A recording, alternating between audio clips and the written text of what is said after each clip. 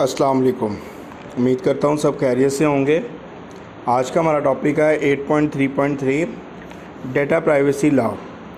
Basically जब भी कोई ऑर्गेनाइजेशन, कोई डिपार्टमेंट, कोई इंस्टीट्यूट आपसे आपका डाटा कलेक्ट करता है तो बेसिकली वो रिस्ट्रिक्ट होता है कि वो उसकी प्राइवेसी का ख्याल रखे। तो बेसिकली आपको पता, ऑनलाइन आपने शॉपिंग करनी है या कोई भी आपने हत्ता कि कोई ऐप के साथ भी रजिस्टर होना है तो आपको अपना डाटा प्रोवाइड करना लाजमी है।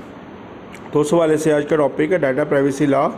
तो देखते हैं ये बेसिकली क्या चीज़ है। Data privacy law are the rules that protect personal information collected by business such as names, address, phone number और पेमेंट डिटेल। तो बेसिकली वो कह रहा है कि हमारे पास डाटा प्राइवेसी लॉ वो रूल है कि आपके पास डाटा, कस्टमर का डाटा कलेक्ट किया जाता है बिज़नेस की तरफ से। डिफरेंट पर्पस, डिफरेंट डाटा हो सकता है हमारे पास, नेम हो सकता है, एड्रेस हो सकता है, फ़ोन नंबर हो सकता है और पेमेंट वगैरह हो सकती है।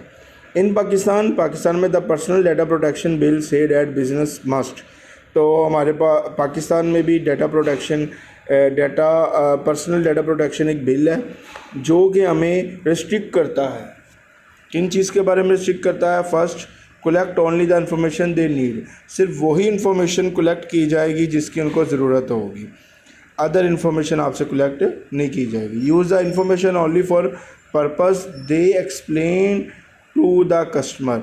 सिर्फ उसी पर्पस के लिए आपके डाटा को यूज़ किया जाएगा जिस पर्पस के लिए आपने डाटा कलेक्ट करवाया या बिज़नेस ने आपको एक्सप्लेन किया है कि आपका डाटा इस पर्पस के लिए कलेक्ट किया जा रहा है, किसी और पर्पस के लिए आप उसको यूज़ नहीं कर सकते। थर्ड है हमारे पास, keep the information safe and do not share it without permission. आप उसका डाटा किसी और के साथ शेयर नहीं कर सकते उसकी परमिशन के बगैर। तो ये हमारे पास तीन बेसिकली पॉइंट्स है जो कि हमारे पास पाकिस्तान के अंदर जो पर्सनल डाटा प्रोटेक्शन बिल है इसके मुताबिक वो चलता है। Some other countries also have strong privacy law, लेकिन दूसरी कंट्रीज़ में बहुत ज़्यादा स्ट्रॉन्ग लॉज हैं इसके हवाले से। सबसे पहले है general data protection regulation, GDPR कहते हैं, to protect the personal data of person in European countries. ये बेसिकली लॉ है जो यूरोपियन कंट्रीज़ के अंदर आपके डाटा को क्या करता है, उन यूरोपियंस के डाटा को सिक्योर करता है, प्रोटेक्ट करता है। दूसरा लॉ है वहाँ पे children online privacy protection act, कोपरा भी जिसे हम कहते हैं, to protect the personal data of children under 13। वो स्टूडेंट्स जिनकी एज अंडर 13 है, 13 से कम है, ये बेसिकली उनके लिए लॉ है ताकि उनसे कोई डाटा कलेक्ट करके उनका मिसयूज़ वगैरह ना किया जाए।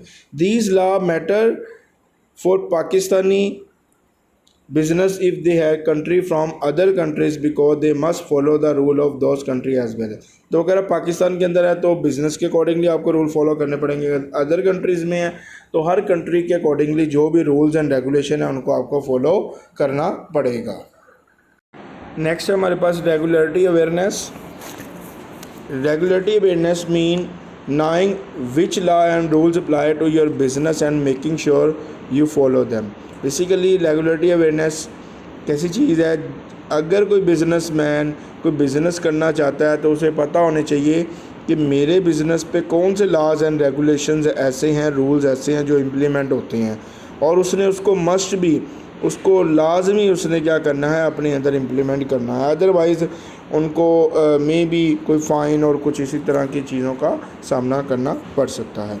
This involve stay updated, checking regular if any law have change they may affect your business.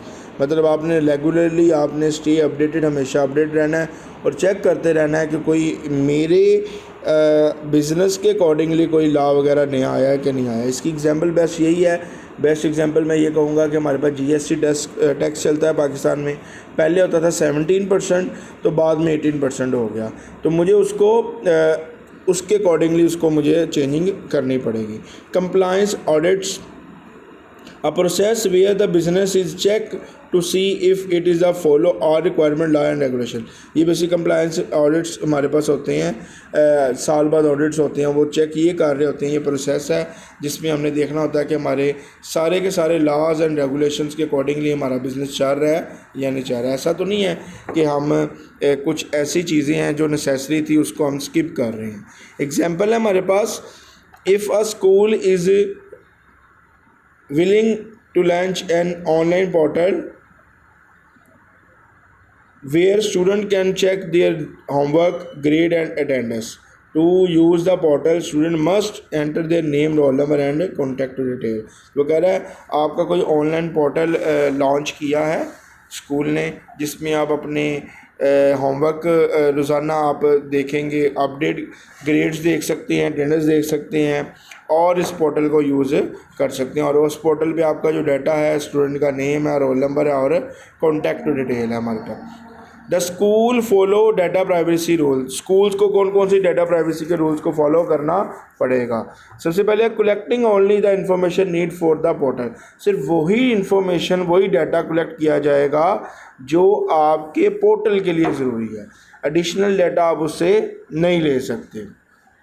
Using the information only for school purpose such as sending homework updates और exam schedules. तो आपकी जो information collect की जाएगी सिर्फ़ और सिर्फ school purpose के लिए आपको यूज़ की जाएगी।